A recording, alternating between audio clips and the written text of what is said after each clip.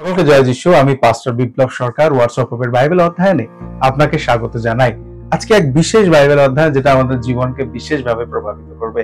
আজকের বাইবেলের অংশ মথি লিখিত সুসমাচার তার 8 অধ্যায় 23 থেকে 27 পদ, এবং আজকের যে টাইটেল রয়েছে বা শিরোনাম রয়েছে সেটা হলো যখন ঝড় আছড়ে পড়ে। যখন আমরা এই অংশে দেখি, বিশেষ করে 26 পদে, তারপরে যিশু তিনি উঠে দাঁড়ালেন এবং বাতাসকে এবং সমুদ্রকে ধমক দিলেন এবং সেখানে এক বিরাট শান্তি ফিরে এলো।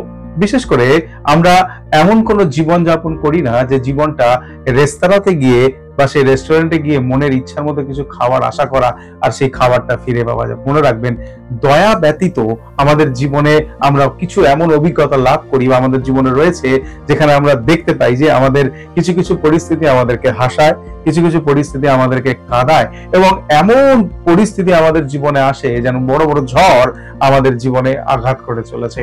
আজকের অংশে আমরা দেখতে পাই যিশুর শিষ্যদের সাথে যিশুর সেই নৌকায় যাত্রার শিষ্যরা তাদের যে পরিস্থিতিতে তারা ভয়ে আতঙ্কিত হয়ে পড়লেন, তার কারণ তারা যিশুকে জাগিয়ে তুলেছিলেন, কিন্তু যিশু যখন সেই ঝড় থামালেন, তিনি আদেশ করলেন ঝড়কে শান্ত হওয়ার জন্য, সাথে সাথে তিনি শিষ্যদেরকে তিরস্কারও করেছিলেন যে কেন তারা এত তাড়াতাড়ি আতঙ্কিত হয়ে পড়লো। কারণ শিষ্যরা একটা বিষয়কে তারা মিস করে গেছিল, আর সেই বিষয়টা হলো ঠিক এই অংশেই যখন 5 থেকে 10 পদে আমরা দেখি যে সেখানে শতপতির সেই দাস যখন অসুস্থ ছিল, রোমীয় শতপতি, সেই দাস তিনি অসুস্থতার কারণে শতপতি যিশুকে বলছিলেন যে আপনার আমার গৃহে আসতে হবে না, কিন্তু আপনি যদি আদেশ করেন তাহলেই আমার সমস্ত আদেশ কার্যকারী হবে। তারা এটা বুঝতেই পারেনি যে যিশুর আজ্ঞাই যথেষ্ট ছিল এবং ক্ষমতাশালী ছিল। সমস্যা হলো আমাদের জীবনে দুটো হয়ে থাকে। প্রথম সমস্যা যেটা হলো আমাদের জীবনে ঈশ্বরের শক্তি অনুভব করার থেকে আমরা যে দূরে থাকি, তার প্রথম কারণটা হলো যখন আমাদের জীবনে ঝড় আসে বা আমাদের জীবনে কিছু সমস্যা আসে, তার পিছনে হয়তো আমরাই দায়ী থাকি। তার কারণ হতে পারে আমরা আমাদের ব্যবসায় আমরা লোককে আমরা বিশ্বাসঘাতকতা করেছি, ঠকিয়েছি, হতে পারে আমরা পরিবারের নিজেদের লোকেদের সাথে অবিশ্বস্ত হয়েছি, হতে পারে আমরা লোকেদের সাথে হিংসা বা মন্দভাবে ব্যবহার করেছি, হতে পারে আমাদের জীবনের যে নৌকোগুলো রয়েছে সেখানে আমরা আমাদের কারণেই ছিদ্র তৈরি করেছি।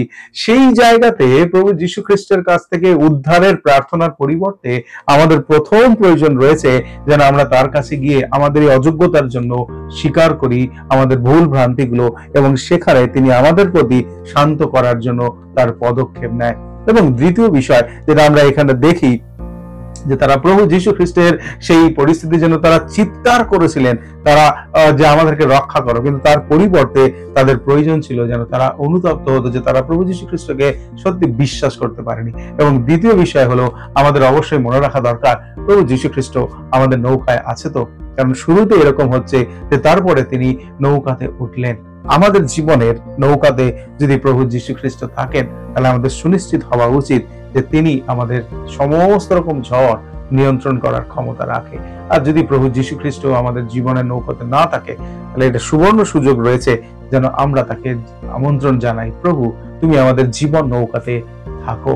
আজকে যখন আপনি প্রার্থনা করেন তখন আপনি এইভাবে প্রার্থনা করুন, আপনার জীবনের সমস্ত পরিস্থিতিতে ঈশ্বরের ইচ্ছা সিদ্ধ হোক এবং তিনি যেন আপনাকে ভালোভাবে জীবন যাপন করতে শেখায়।